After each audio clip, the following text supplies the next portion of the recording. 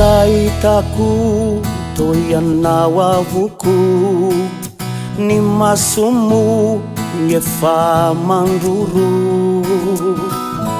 ireo fiara mandalo sao ianao efa izaho mitaintany rery, fa sao tsy misy pijery. Zahitako toy ianao avoko, ny masomo efa mandroro, ireo fiara mandalo sao ianao efa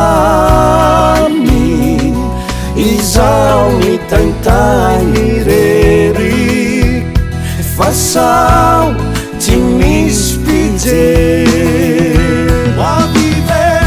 Hoavy any satsy zao elabe, manginy rery ao aty, sao lade sanaty, matiao rateny zay no izy.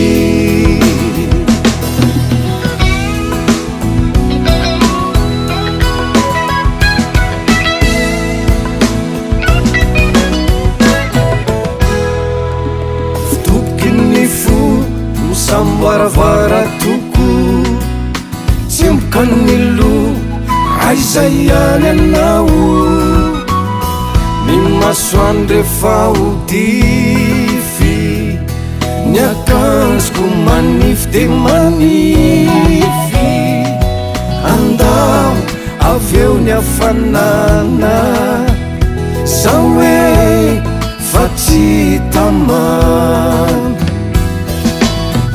Efa minefatra sasany azoko saratsaigny anao, efa miainga andao mikenokenona midibirao, fa ijena sy akay hoavy any satsy zao elabe, manginy rery ao aty, sao lade sanaty, matiao rateny zay no izy. Hoavy any satsy zao elabe, manginy rery ao aty, sao lade sanaty, matiao rateny zay no